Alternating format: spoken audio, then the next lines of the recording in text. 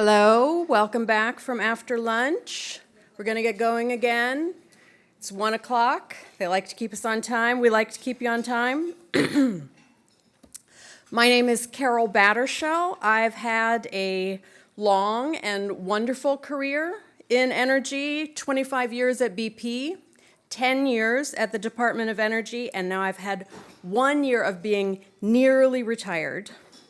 I've been interviewing for board positions, and I serve on volunteer organizations like C3E. And C3E is, in fact, one of the best things I do every year.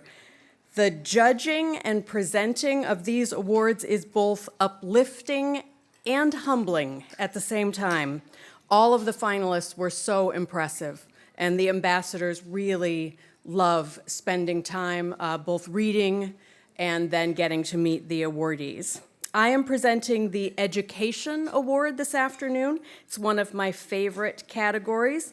My mother was a teacher. My younger sister is a AP physics teacher, and I had great science teachers that made a difference to me. So I am very pleased to introduce our Education Award winner this year, Valerie Karplus. Valerie is an assistant professor at the MIT Sloan School of Management. She holds a BS in biochemistry and political science from Yale University and a PhD in engineering systems from MIT. Valerie began working on energy education even before she became a professor. As an MIT research scientist, she directed the MIT Tsinghua China Energy and Climate Project, a research effort to analyze the design of energy and climate change policy in China. And she says the most valuable outcome of that work was training young people with diverse backgrounds from around the globe to perform energy and environment research as an integrated team. When she started as an assistant professor, she identified a need within MIT's energy curriculum. Then she secured funds to meet that need and designed the course she now teaches: Global Energy, Politics, Markets, and Policy. I love that her course teaches energy challenges that may at first seem to be purely technical in nature, often have striking human components that must be confronted to bring about meaningful and lasting change.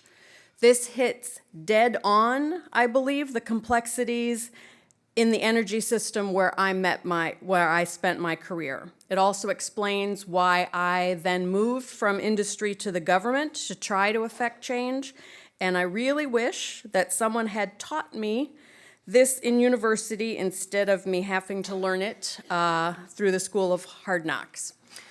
But as important as the energy content that Valerie teaches, I want to leave you with how Valerie feels about her students and how they feel about her.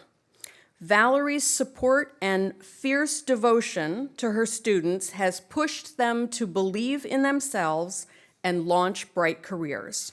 Her students have said, "Simply put, Valerie inspired the direction of my career. I cared about the environment, but I hadn't a clue how great a role energy resources played." And my favorite quote, "You pushed me hard, never gave up on me. For that, I am forever grateful."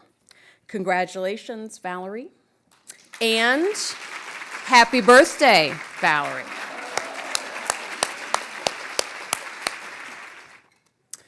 Thank you very much, Carol, and thank you all. It's a tremendous pleasure to be here. I'd like to start by thanking Bob Armstrong, the director of the MIT Energy Initiative, who nominated me for this award, and the incredible team at the MIT Energy Initiative, and the energy community in general at MIT has also played a tremendous role in what I've been able to accomplish, certainly in the realm of education. So specifically, Emily Dahl, Martha Broad, Anja Danielson, Rachel Schulman, Ernie Moniz, Melanie Kenderdine, Rob Stoner, Paul Joskow, and the list goes on, and I'll stop there, but all of the other colleagues who've helped and really made it possible for me to have the impact that I think the course and the China Energy and Climate Project had and continues to have through the collaborations and the alumni from that program who are now all over the world.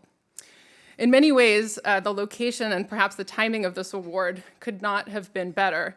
This has given me an excuse to return to a state of Texas, where I lived for 10 years, from 3rd grade through high school, and turns out today is my birthday.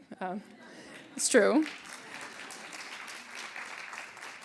And yesterday, after arriving in Houston, I drove past my old elementary school, middle school, and high school, and had lunch with Susan Sisler, my high school German teacher. And I realized how much of my passion for teaching and mentoring actually began with my experiences right here in the Texas public schools. Indeed, there are so many experiences that I feel have brought me to this moment, and I have been so grateful to mentor and interact in the classroom with so many thoughtful and talented and very committed students.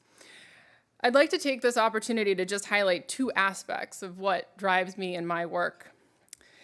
First, it's a commitment to scholarship that crosses disciplinary boundaries. And for this, actually, the language skills that I've learned from my German teacher and many others, and the communication skills that come with that have been absolutely essential. That's why I think my German teacher would be proud. Now, let's be clear. An interdisciplinary approach deeply respects the expertise within disciplines and endeavors to translate these insights across boundaries. And I believe this is the same kind of approach that one needs to advance clean energy transition. One admirable thing that often strikes me about my students at MIT is that they are extremely problem-oriented. They're ready to get up and go and solve climate change and many other challenging problems involving energy. But at MIT, of course, technology is the major focus, and that's absolutely right.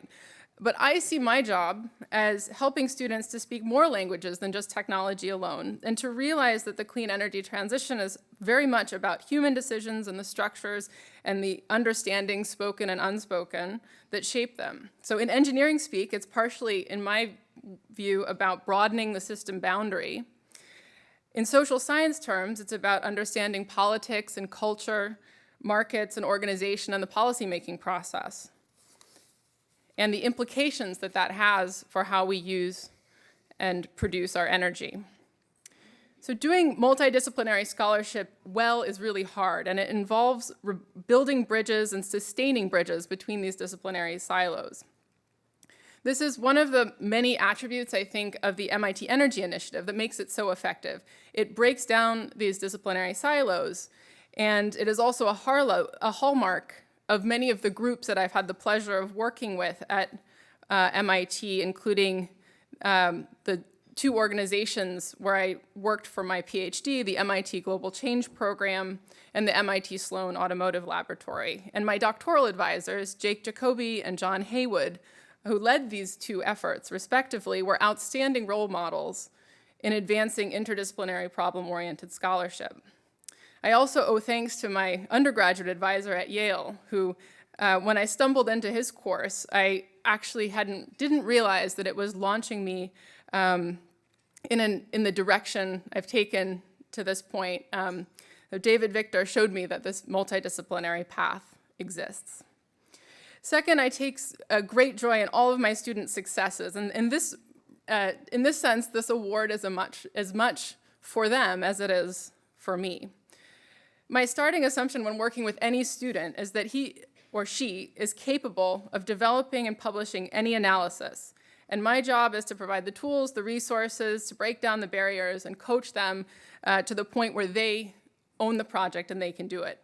And I strongly believe in the power of working in intercultural and interdisciplinary research teams. Working with my co-director, Professor Jiangxi Liang at Tsinghua University, has made it clear to me how effective interdisciplinary teams, multicultural teams can be if they are led with a very strong foundational fabric of a shared understanding of what our goal is and what we can achieve together. I'm incredibly proud that my students who participated in the China Energy and Climate Project and in my research group more broadly, what they have accomplished in the last few years. So just a few examples. One of my very first doctoral advisees, Michael Davidson, is now an assistant professor in 2 departments, the School of Policy and Strategy, Global Policy and Strategy, and the Department of Mechanical Engineering at University of California at San Diego. I have another student who's gone back to Tsinghua University to take a professorship there, Professor Zhang Da.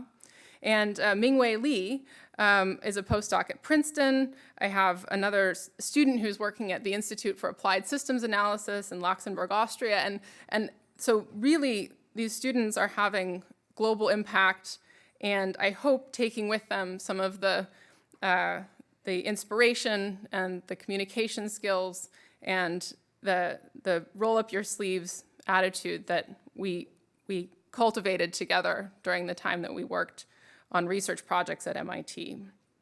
I have a number of students who are also having impact through consulting positions in finance and in energy policy, again, in all corners of the world. Now, I could go on, and if I had more than 7 minutes, I would love to run an energy simulation in this room, like I run with my class. But instead, I'll choose to close with a special thanks to my family, and in particular to my husband, Andreas Lange, who joins me here today for his love and support and positive energy.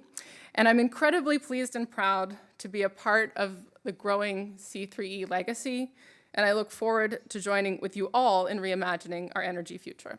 Thank you.